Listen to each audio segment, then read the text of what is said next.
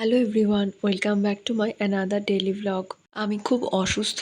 আমি জয়া। আজকে অসুস্থ হওয়া সত্ত্বেও আপনাদের সাথে ছোট্ট একটা ভ্লগ শেয়ার করছি। আশা করছি যে যেখান থেকে দেখছেন সবাই ভালো আছেন, সুস্থ আছেন। আজকে আবারও একটা নতুন ভ্লগ নিয়ে চলে আসলাম আপনাদের সাথে। আশা করছি আপনাদের সবার ভালো লাগবে। আজকে সকালে ভালো একটা রোদ উঠেছিল। আমাদের এদিকে তো কয়েকদিন টানা বৃষ্টি হচ্ছে।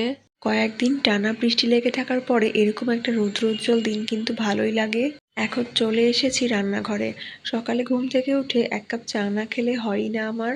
আগে আমি চায়ের জন্য আদা, লবঙ্গ, এলাচ, গোলমরিচ এই সব কিছু দিয়ে ভালোভাবে জলটাকে ফুটিয়ে নিয়েছি। এইবার চা বানানোর জন্য আমার যে পরিমাণ জল লাগবে আমি টিপটের মধ্যে সেই পরিমাণ জল নিয়ে নিলাম। আজকে আমি চা বানাবো লিকুইড দুধ দিয়ে। প্যাকেটের এই লিকুইড দুধ দিয়ে চা বানালে চা কিন্তু অসাধারণ হয়। সো এবার আমি চা পাতা, চিনি সবকিছু দিয়ে ভালোভাবে ফুটিয়ে নিচ্ছি। দুধ চায়ের পারফেক্ট একটা কালার আনতে গেলে কিন্তু চায়ের মধ্যে লিকার দিয়ে বেশ অনেকক্ষণ ধরে ফোটাতে হবে। সকালে ঘুম থেকে উঠে এক কাপ পারফেক্ট দুধ চা না হলে কিন্তু আমার সারাদিন একদমই ভালো যায় না। আমার মনে হয় যারা দুধ চা লাভার তাদের কাছে দুধ চা একটা নেশার মতো। ঠিক আমার যেমন দুধ চা ছাড়া সকালটাই শুরু হয় না, তেমনি দুধ চা লাভার যারা আছেন তাদেরও ঠিক তাই হয়। আর ভিউয়ার্স, আপনারা তো দেখতেই পাচ্ছেন চায়ের খুব সুন্দর একটা কালার চলে আসছে। আমার কাছে মনে হয় বেস্ট দুধ চা আমিই বানাই, এটা আমার কাছে মনে হয়।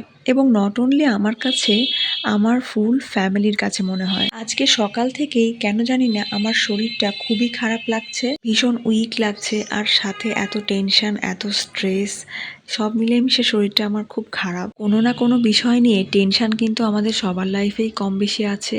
যাই হোক, এখানে আমি আমার জন্য এক কাপ চা ছেঁকে নিয়েছি, সাথে নিয়ে নিয়েছি কয়েকটা চকলেট বিস্কিট। আসলে সব সময় একই ধরনের বিস্কিট খেতে ভালো লাগে না। চা নিয়ে এখন চলে এসেছি বেলকনিতে। ওয়েদারটা খুব ভালো ছিল, তাই ভাবছি এখানে বসে বসেই চা খাবো। দেখেন কি সুন্দর হয়েছে চায়ের কালারটা। সো চা বিস্কিট খেয়ে এখন আমি কয়েকটা রুটি বানিয়ে নেব। রুটিগুলো কিন্তু আমার সব সুন্দরভাবে ফুলছে। আর পুজো তো চলেই এসেছে, কিন্তু দেখেন পুজোর মধ্যে আমার শরীরটা খারাপ হয়ে গেল। এই জন্য মনটা আসলে খারাপ লাগতেছে। বাট সবাই আমার জন্য একটু প্রে করবেন যেন আমি তাড়াতাড়ি সুস্থ হয়ে উঠি। কলা দিয়ে রুটিটা খেয়ে নিয়েছি। এবারে চলে এসেছি রুমে। কয়েকটা জামা কাপড় ভীষণ ময়লা হয়েছে, সেগুলোকে কাচতে হবে। জামা কাপড়গুলো একটু বেশিই ময়লা হয়ে গেছে, তাই আমি একটু গরম জল করে নিয়ে তার মধ্যে ডিটারজেন্ট পাউডার দিয়ে কাপড় চোপড়গুলো সব ভিজিয়ে রেখেছি বালতির মধ্যে। কিছুক্ষণ জামা কাপড়গুলো এভাবে ভিজিয়ে রেখেছিলাম, তারপরে স্নান করার সময় কাপড় চোপড়গুলো সব কেচে নিয়েছি। ছাদে চলে এসেছি এখন। ছাদে এসে সব কাপড়গুলো একে একে মেলে দিচ্ছি, কিন্তু ছাদে ছিল অনেক বাতাস।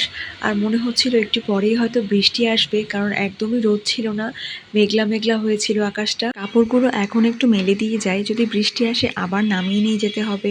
শুধু এই কারণের জন্যই বৃষ্টির দিনটা আমার একটু অপছন্দ, কারণ জামা কাপড় না শুকালে আমার ভীষণ মেজাজ খারাপ হয়। আর এরপরে আমার শরীরটা এত বেশি খারাপ লাগছিল যে আর তেমন কিছু রান্নাবান্নাই করতে পারিনি।